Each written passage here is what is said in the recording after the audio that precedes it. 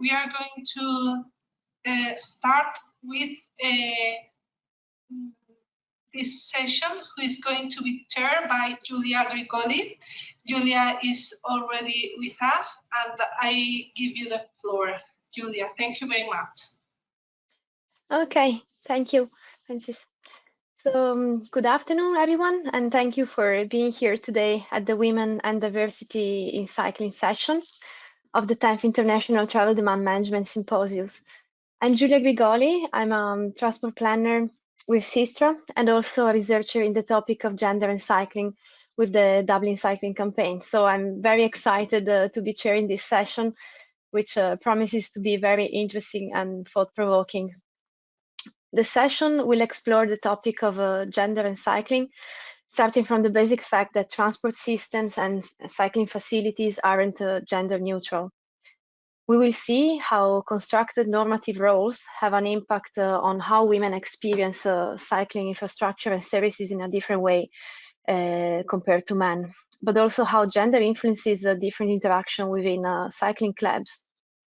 Women's trip patterns can be very different from the typical A to B commute trip, as women tend to trip chain, making shorter and multi-purpose trips that are often related as well to caregiving.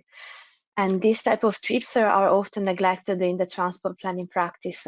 So this session will shed some light on these issues and biases, remembering that despite the difficulties that women can experience, still can experience with cycling in certain countries, especially from ethnic minorities, the bicycle, even hundreds of years later after its invention, still means emancipation and freedom for many women around the world. So let's introduce. So we will have 3 presentations at this session, and every speaker will have 10 minutes for their presentation, followed by 10 minutes for question and answer and panel discussion. And before we begin, I'd like to remind the audience of the rules for question and answer. Only written questions will be accepted, so attendees won't be able to formulate questions live. And we ask you as well to please identify yourself by writing your full name and organization you belong to before asking a question later on through the chat. So let's start now with the first panelist, Michala Hvidt Breengaard from University of Copenhagen and TInnGO. Michala is a Danish scholar and a PhD from University of Copenhagen and Department of Sociology. She has a long professional interest in intersection of gender, diversity and climate issues, as well as worked extensively with gender and diversity in transport and mobility. She has worked in China with affiliation of both Beijing and Fudan University in Shanghai, and has been active in various councils and editorial boards within gender research. And today she will present For Who Does the Transport System Care For? Mobilities of Care in Cycling. I leave the floor to you, Michala, and I will mute myself now.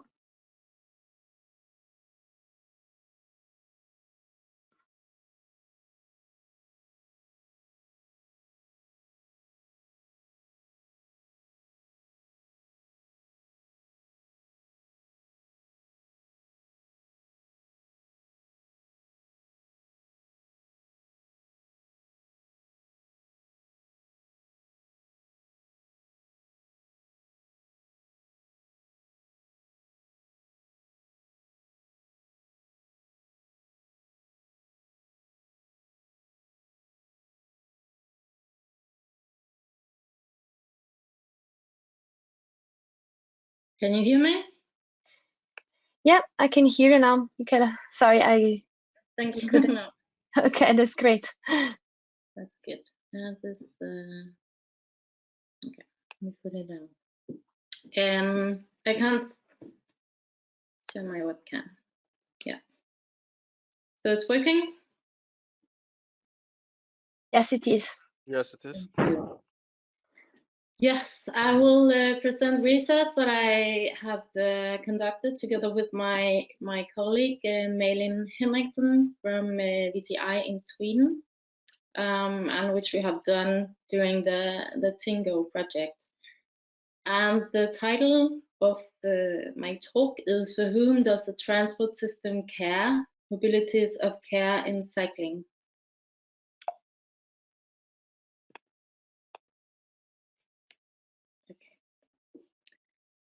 I would like to start with one of my own experiences of mobility of care in cycling. Every day, my 5-year-old son and I cycle to his kindergarten. He rides his children's bike, and I usually ride a cargo bike, which allows me to pick him up if his courage fails, which it rarely does. He is a committed cyclist who likes to talk and show his new cycling tricks on the way. On one of those engaging morning rides, a large truck was parked on the bike lane with long steel scaffolding sticking out from the end. My son, who was busy cycling, cycled directly into one of the steel wires. He was hurt and shocked, and so was I and the scaffolding workers. As I said, it is very lucky that he wore a bicycle helmet.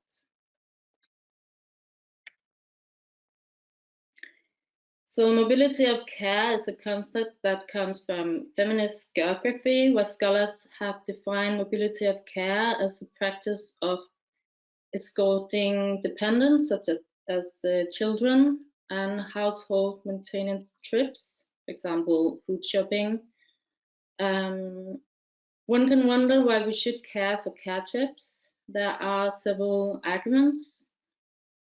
Caring labor is gendered and mostly performed by mothers. To understand the mobility needs and opportunities of people, we need to include these experiences. Otherwise, the planning will be gender blind. Also, they shape children's mobility. If we want to understand children's or how children travel, and also if we want children to be able to travel by themselves, we need to understand the norms and experiences and emotions that surrounds these trips. And lastly, care trips constitute a big share of trips. Again, if we want to understand traveling, we must include care trips in research and in planning. So previous research has highlighted some of the issues that are specific for caregivers, mostly women who cycle. Safety concern, the lack of a safe infrastructure is even more pressing when you're riding with kids. Traffic is perceived as more risky and dangerous. You're responsible for not only yourself, but also for a small person that might lack the competence of biking. Then there's a time crunch. To cycle with kids takes additional time, which makes it more difficult to choose the bike when the car is faster and might also be perceived as safer. And then there's economical concerns. To buy additions to the bicycle is costly. A cargo bike is a big investment, but other types of equipment is too. For example, child seats, extra helmet, new bikes for the kids as they grow. And if you have a lack of resources or economic resources, then it can be difficult to engage in biking fully. So cycling with children, also called co-cycling, is a distant mobility practice and also distant from cycling alone. So in our research, we have added mobility of care to the bike sharing agenda. We could ask what experiences we have on co-cycling with children on shared bikes. And in my case, I have none, which in a way also is quite telling. Yet we did some case studies on use and non-use on bike sharing schemes in the context of Denmark, Copenhagen, and Sweden, Linköping. And these countries have a high gender equality in biking. They have high uptake of cycling, including cycling with children, and they have explicit policy goals that target increased cycling. We studied bike sharing schemes in these contexts using different sets of methods. One of these was research interventions, where we did street surveys, observations, interviews, focus groups with both users and non-users of bike sharing schemes. And I would like to share some examples from this fieldwork that highlights care and cycling. Here we have a quote that emphasizes how bike sharing schemes are simply not designed for car trips. A woman from Sweden says this: "On a normal day, I cycle to work and back home. The days where I'm responsible for getting the kids to the preschool, I take them in the bicycle trailer. Then I leave the cart at the preschool and cycle to work. After work, I will cycle to the preschool again and get the kids and the bicycle trailer. I have a need for flexibility and I can't go between fixed docking stations. It's not realistic. The same goes with the bicycle trailer. The shared bicycles are not prepared for bicycle trailers." You can say that norms and infrastructures are two very different things. While infrastructure is very material, norms are more fluffy, but both norms and infrastructure shape mobility practices, and we see how norms and infrastructure can be challenging and excluding for some cyclists, especially when choosing bike sharing. People ask me why such an old lady wants to learn to ride a bike.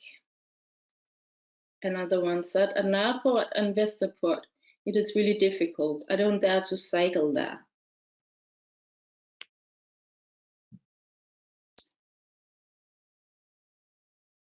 We talked to a few parents actually who used share bikes or bike sharing scheme and performed car trips, but as a part of a multi-modal journey, and no one traveled with kids at the shared bikes. We recognize this time crunch as something that shaped these stories, and convenience and flexibility as one reason for choosing bike sharing. A man also in the in the Swedish session, said this: "I first drive my children to the nursery care and to school. Then I park my car at the commuter parking outside the city, where it's free to park. I then take a shared bike for the last mile. Using the shared bikes is more flexible for me compared to walking if the kids get sick or needs a quick pickup." So, based on these stories, we ask, what's the problem with bike sharing from a gender and diversity perspective? In general, bike sharing schemes seldom takes diversity into account. The one-fits-all model dominates. Bikes are designed for persons traveling alone. Also, the schemes are mostly distributed where accessibility is already high, and they neglect the gender travel patterns. They do not provide for car trips or multi-purpose trips. So by introducing car to bike sharing schemes, we argue that if these systems continue business as usual, bike sharing will most likely not be able to meet a variety of needs and have little potential to be inclusive and smart for all. Also, to include cargo bikes, bike carts, or child seats in bike sharing schemes would make car trips possible, and this we find is a very unmet need. And lastly, a perspective of care in bike-sharing schemes could support cities to achieve goals related to gender equality and diversity, as well as to increase cycling. It could also be a motivation to support new business models that include diversity. So going back to the question, for whom does the transport system care? We would like to ask, does the transport system care for people who cycle with children? In the case of the bike sharing scheme, the answer is a clear no. But looking broader, for whom does the transport system care can also be spelled out as who is prioritized in the transport system today. We could ask if one would see a big truck with long metal wires on a road for cars without signals to show that you need to slow down or be careful. It's also relevant to include a perspective on vulnerability in mobility. Mobility of care signifies a care of the vulnerable, for example, children. Yet we might ask if the transport system helps us to care for vulnerable mobilities, or simply if the whole transport system care more for the independent, fully mobile, robust mobilities than for exposed groups of mobilities. On Friday, the 23rd of April 2021, a family cycled for an evening trip in a small Danish town. At the same time, a 29-year-old man was driving way too fast through the town. The family's 11-year-old girl was killed when the car crashed into her bike. With this, we argue that the transport system today needs to take serious the mobility of care and cycling, not just as an individual act, but as a shared duty, creating truly safe roads. Thank you.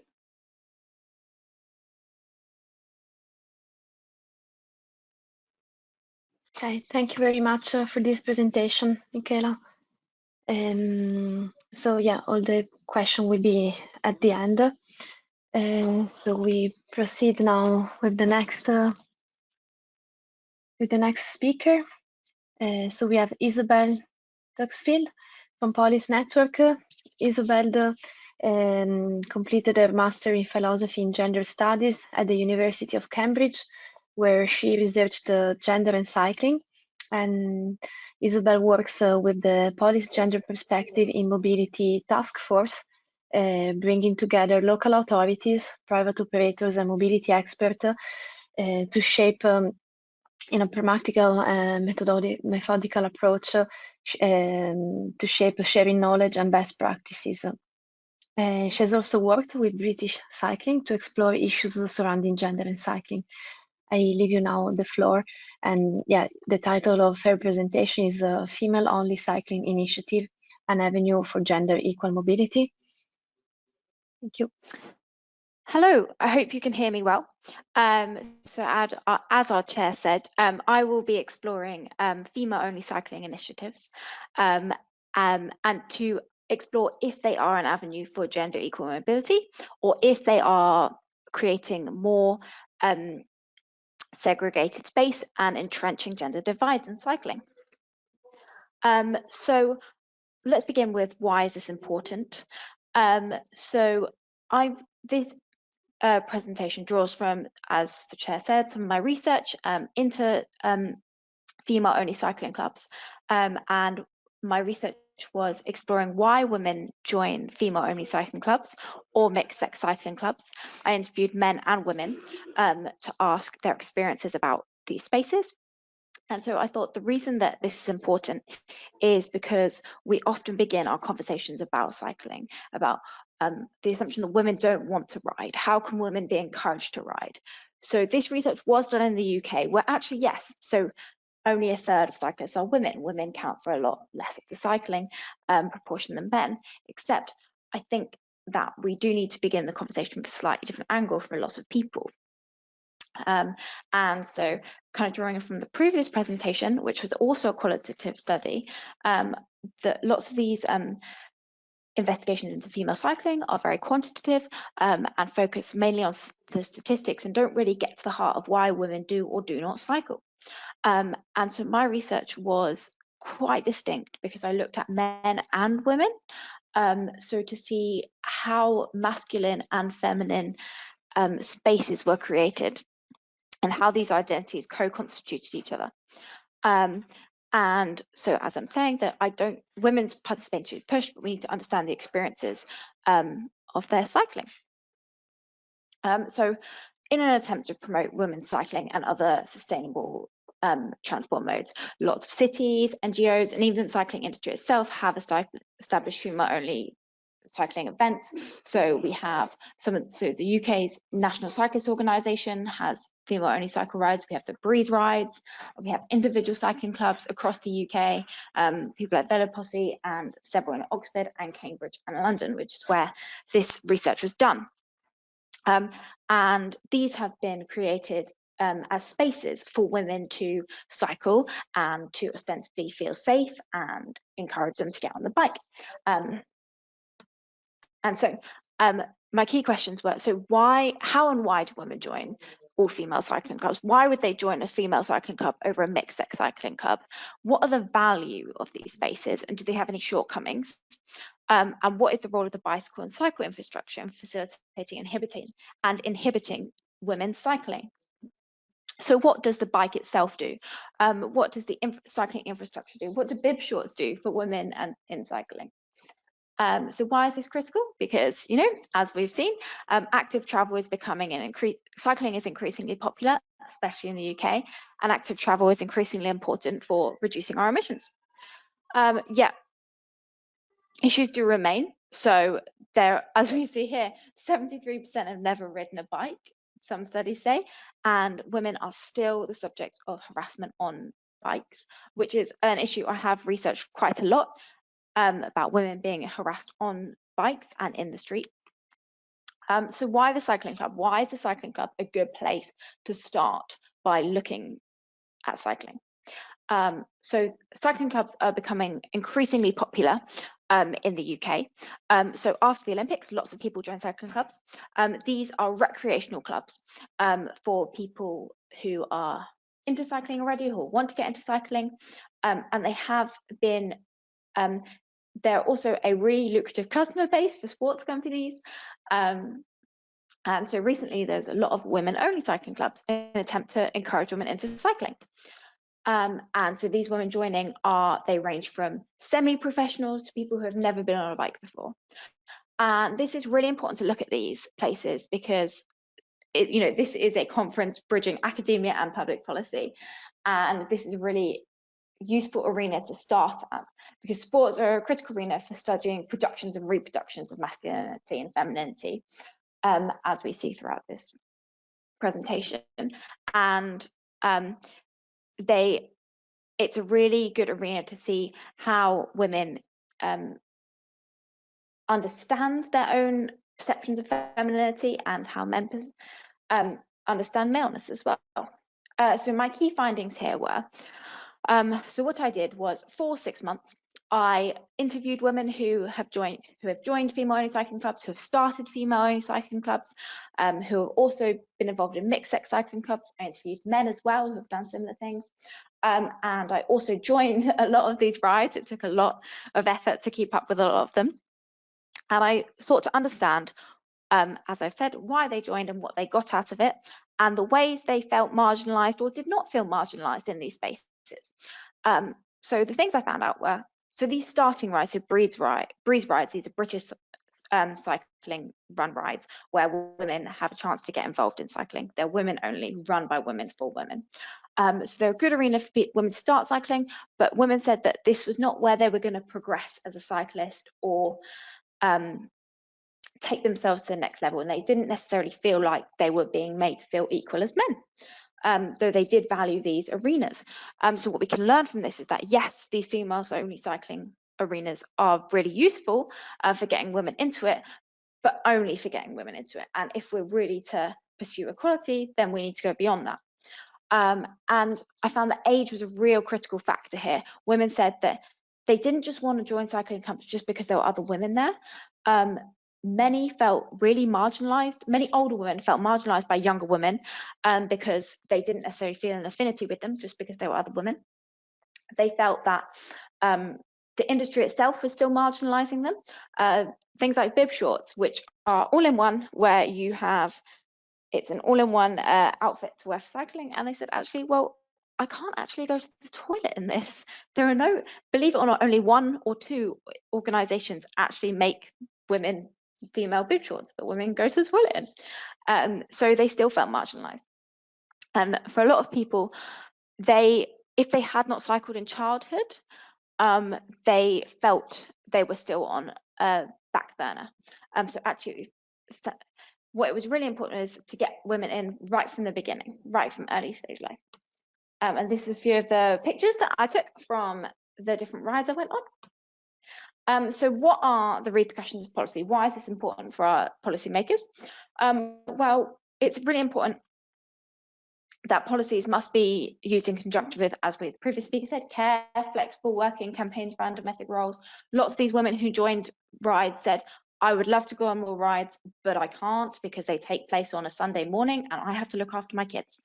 The cycling industries need to take a role here. So clothing, cycle brands, events organizations, they need to understand if female-only cycle rides are important.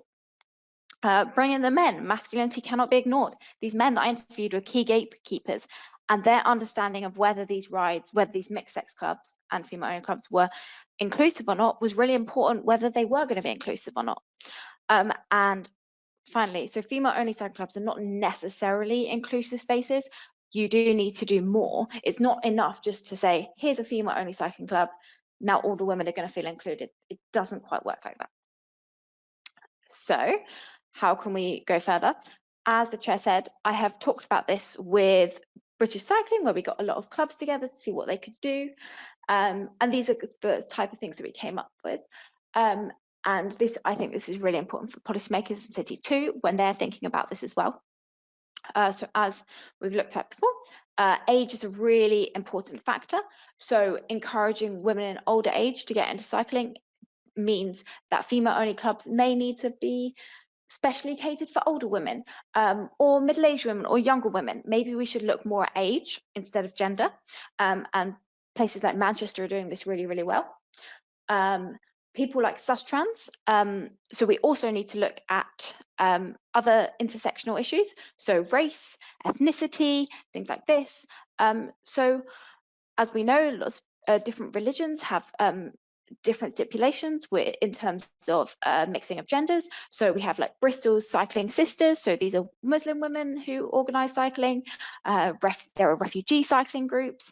There are cycling groups just for younger people. There are lots of different ways that we can get women involved in many different ways. Cities, they have a lot to teach each other. So people like Vienna and Lisbon are designing their cycling infrastructure and designing lots of different things around gender and mobility in very different ways, and we can learn from what each other are doing. It's also important to get more women into cycling policy. So we have lots of different organisations that have really pushed for more women in the industry. So as we know, only 22% of women in the transport industry, but this has an impact on cycling too. And so also, so here I'm talking about cities and policymakers, but this works for cycling clubs too. So it's really important for them to get together to discuss, so if we create a female-only space, what's worked, what hasn't, how can we pool our resources, all of these questions. It's really important. What I learned over my research is really important for these clubs and these towns and these cities to talk to each other about what's working and what isn't. Okay, that's great. Thank you very much, Isobel. Okay, so now let's move on to our third and last speaker for today's session. So Dr. Augustus Ababio-Donkor who is a researcher at the Transport Research Institute in Edinburgh Napier University.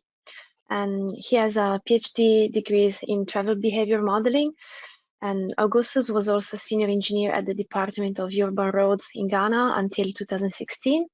And his research interests include the travel demand modeling, behavioral economics, and behavioral-based travel modeling. And the title of his presentation today is Opportunities and Challenges for Women Using Bike Sharing Services, DIAMOND Data Collection Results. And yeah, he's speaking as well on the research they did together with Rafa, who couldn't speak today. So yeah, thank you very much, Augustus. The floor is yours. Okay. Good afternoon, everyone. I hope you can hear me. I can hear you, yeah. Good, okay. Are my slides also visible? Yeah. Okay, good. So I'm looking at the presentation opportunities and challenges for women using bike sharing services. I've taken this from the data collection results from DIAMOND. Wafa was supposed to give this presentation, but unfortunately she has to step out to attend to emergency family situation, so I had to step in for her. We'll look at the presentation in the following order. So we'll take a bit of introduction. We'll look at the bike sharing services, women mobility. We have some of the barriers and challenges DIAMOND discovered, and opportunities and recommendation on the way forward.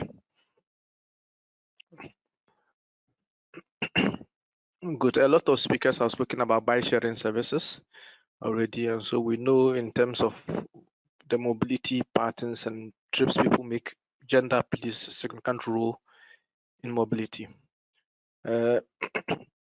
Christian and Juan initially confirmed or collaborated the second point, which says women make shorter trips, okay, than men. And so DIAMOND also found that yes, of a truth, women make shorter trips.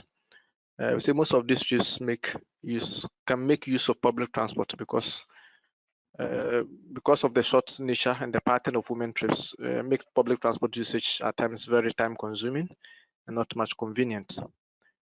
Because cycling, it's ideal for trips within 5 kilometers. It makes bike sharing services, cycling or bike sharing services, possibly better alternatives when you're looking at shorter trips.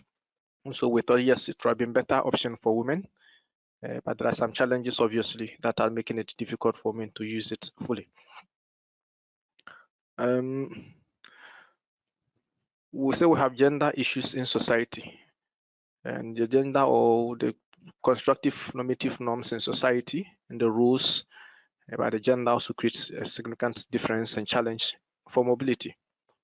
We say gender differences shows in the trips people make, for instance, looking at shopping trips.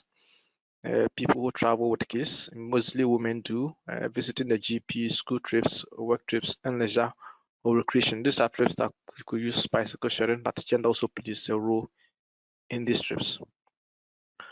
We said bike sharing services or cycling in general would have been better option for trips that are short. For multi-purpose trips, like we have one user said she takes the kids to school with the cargo, leave the cargo there, cycle to work, come back, and do trips like this, shorter trips where you have to make multi-purpose trips.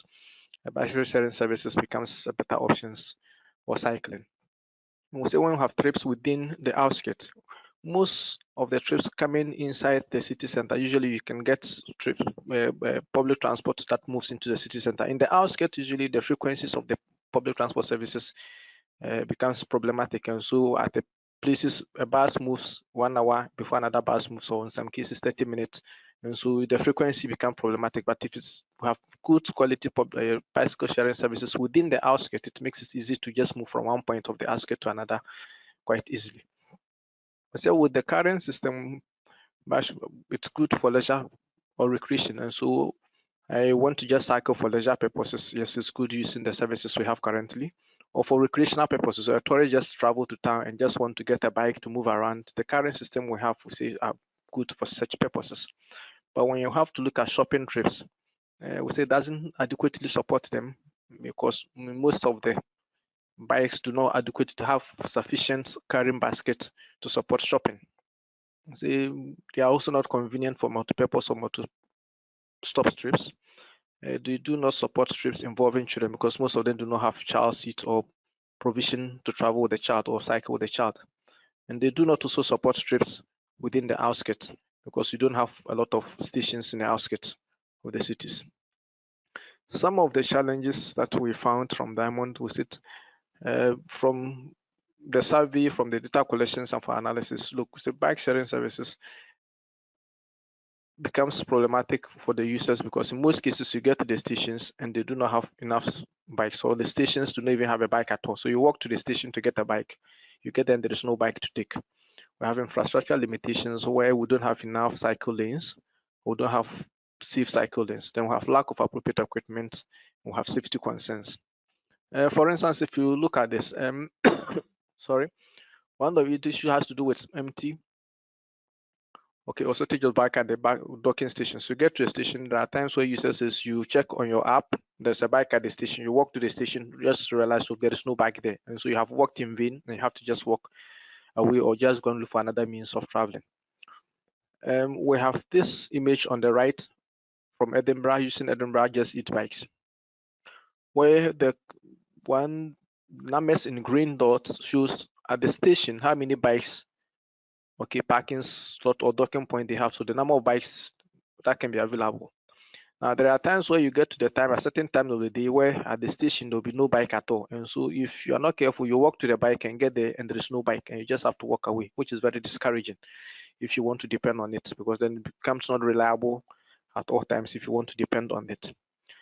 Then two, another problem was has to, you take a bike, you travel, and then you finish your trip, you get to the end of the trip, you're supposed to now return the bike. You're looking at the docking systems, you get there and all the docking points are full occupied, and so you don't have empty docking point to return your bike, another problem. So you either have to take the bike to another station close by to dock it, and so if you're where you're going is closer to where you are, it means you have to walk, cycle somewhere, dock it somewhere, and then walk back, which is also another problem with system. Two, we have issues with the distances, and so you look at the distances we have between stations, where from here to here, if you get here and there is no bike, you either have to walk here, or if I'm returning my bike here and I get then there's no docking point to return, I have to come here before going back, and so the distances also become a bit discouraging when it comes to using bike sharing services.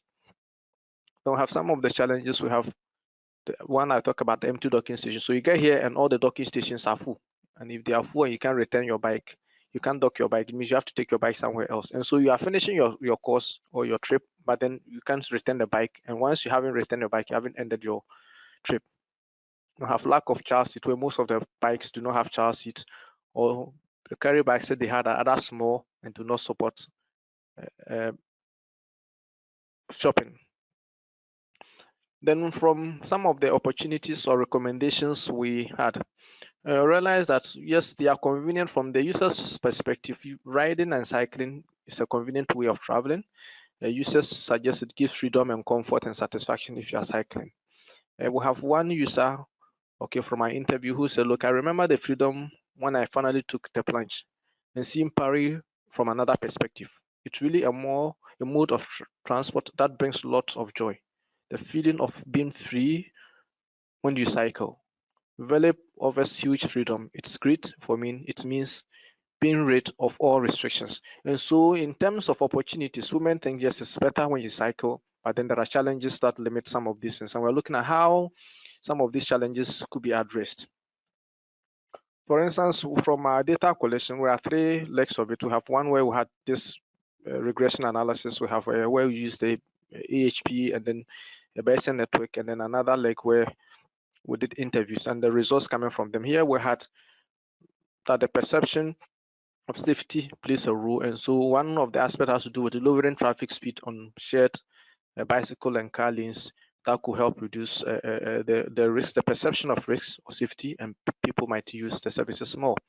Again, we have the visibility and adequate of lighting systems at the docking. So in the night or in the evenings, usually if you don't have natural light, it's difficult at times because there wouldn't be enough adequate lighting. So if this are things that could be addressed, and perhaps there could be some good signs. And then we have three, availability of equipment for transporting kids. So if the bikes could have a form of bicycle, child seat, or cargo for carriages for carrying children could also help. Then from our AHP and then Bayesian network analysis, these are the factors that we found, that the top 10 fairness characteristics that we found. One has to do with using public awareness, so having awareness campaign for people to know, looking at cycling which poncho. So if the services could provide a cycling poncho like a raincoat or something in the rainy season, avoiding hairy terrain and the rest. Now the fairness characteristics in bold are the characteristics that are peculiar to men and women. So this one we're looking at are the ones peculiar to, all of them are peculiar to women, issues that women had. The one in bold are issues that men share with women, that men also think the one in bold are things that they're also particular about, and if they could be addressed. And some of them has to do with accessibility and safety and the rest.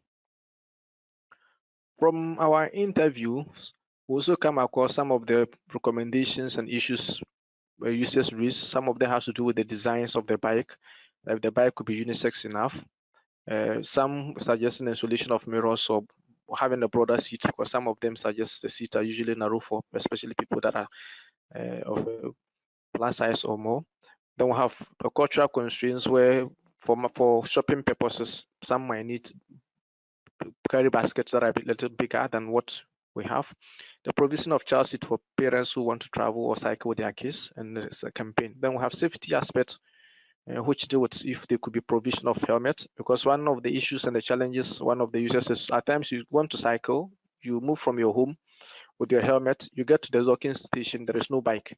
It's either you return home with your and go and put your helmet back, or you just go continue with your journey with your helmet in your hands, which is also not that convenient. And so the issue is if the services could provide helmet as part of the bikes, then when I go, I don't have to carry my own helmet. I could get a helmet with the bike that I'm taking. Then we have improving the visibility of the bikes in terms of the bike designs. The rest. Then in terms of accessibility, we have at least making bikes available at all times at the station, that giving me the assurance that if I want to use the service, anytime I get to the station, I will get a bike. Or if I want to return my bike, there will be a system of returning the bike without giving me problems.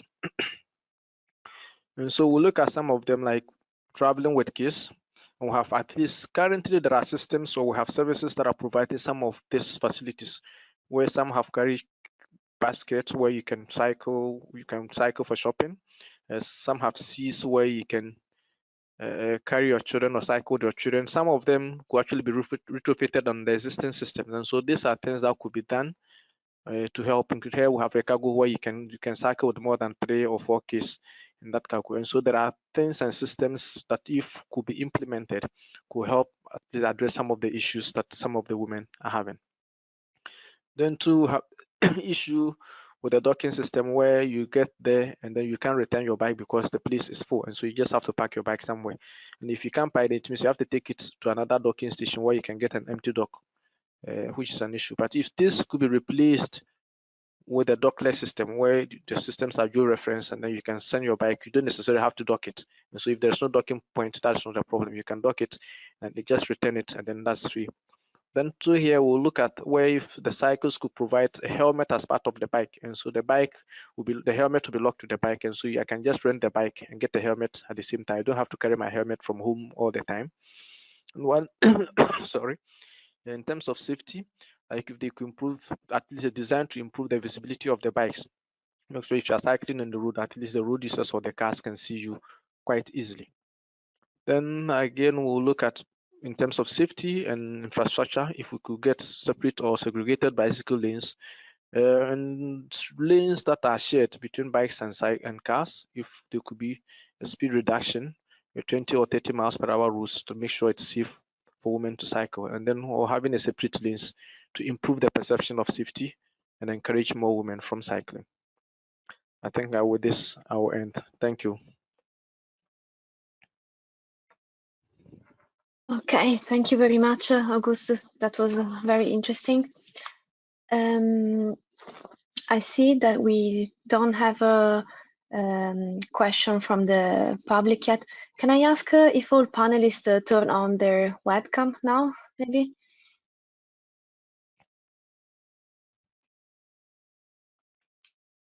Okay, we can see you, Michala and Isobel.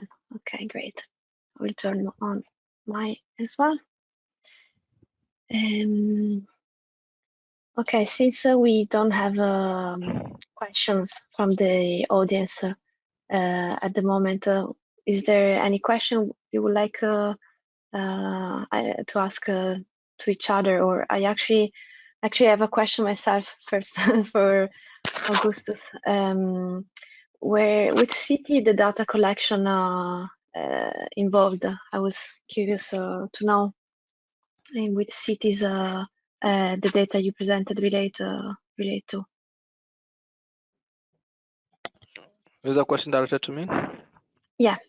Yeah, we collected data from the UK and from France, and so we had interviews from users from France, and then interview from users from the UK, and so try to understand from users' perspective, and at times some of them too are operators. What are some of the challenges and the difficulties they have? With the user questionnaire, I think it was basically from France. We had data from the UK, but it wasn't as much as what we had from France. And so in terms of looking at it, then we have more data from France for the user questionnaire.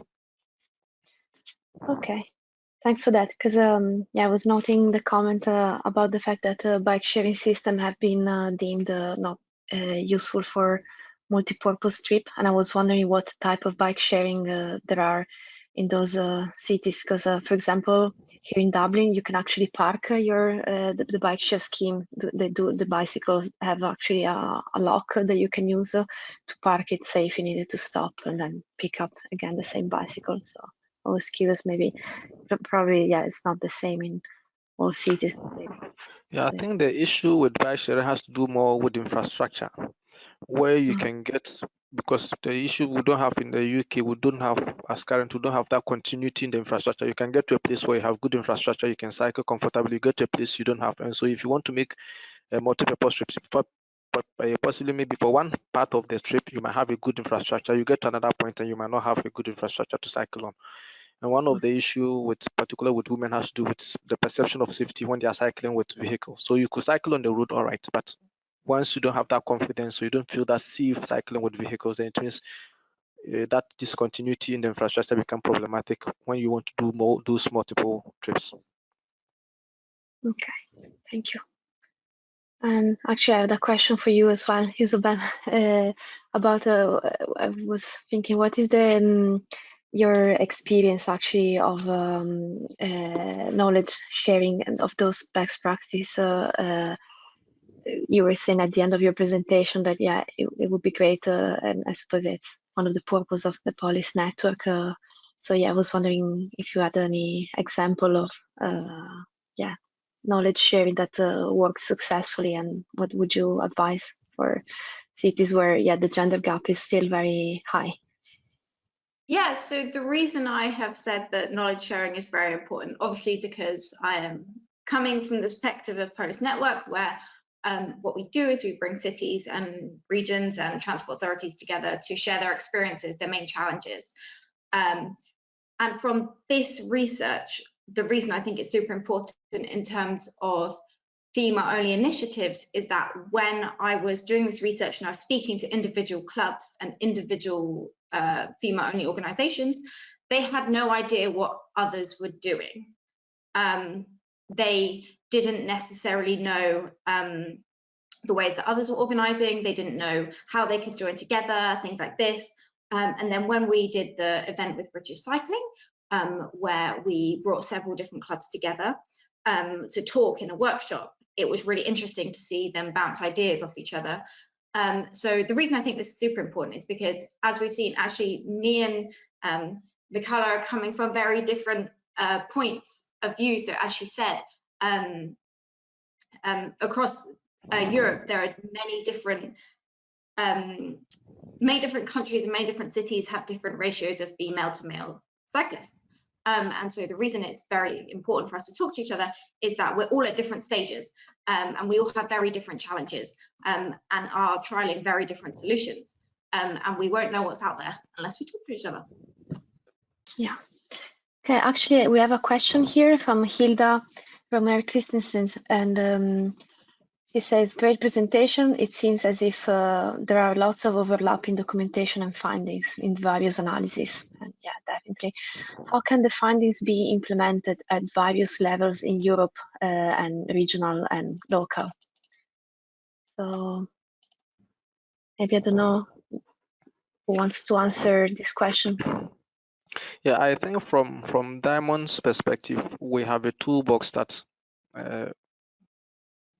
bike sharing companies could do a self-assessment of their services to see which are some of the areas they are deficient in and how can they improve their services. And so if they visit the toolbox will have a lot of questions where they have to answer the questions and then select maybe a specific profile of women you want to find out to give you recommendation on which areas you are lacking and what you can do to improve your services to make sure the system becomes equitable and fair for women who wants to use it and encourage women to use it. Yeah. And let's see. Another question for you, Michala. It's very interesting, your research on the mobilities of care. It's something that, yeah, it's surely often neglected. And I would like to ask you if some of your findings have actually met people who actually work in the transport practice and planning, at least maybe in Copenhagen or in I know your research was joint. You had data collected both in Denmark and Sweden. So I was wondering if your findings helped somehow policy to improve on this regard in these countries, or if you have any example of best practice that came out or someone, transport practitioner, transport planners that actually started looking into that. Yeah, we did have, we did in the Swedish context, we did the policy brief. We did a gender and diversity action plan on bike sharing schemes. So there were meetings together with the municipalities and also together with the provider of the bike sharing scheme in Sweden, in the Swedish Linköping. So we have at the TInnGO Observatory, there are a gender and diversity action plan on bike sharing schemes and a policy brief which address planners more. And then we also had a meeting with operator, bike sharing scheme operator, to see, they were quite interested in looking more into care trips, which it's surprising that so few bike sharing schemes take diversity and like co-cycling into consideration. We found one example in Poland, which actually have a bike sharing scheme consisting of very different bikes for children and cargo bikes, and with child seats and different sizes. So, but that's so far the only example that we have seen. Okay, thank you very much. I don't see any other question coming from the audience. We still have a couple of minutes, so I don't know, any other thoughts?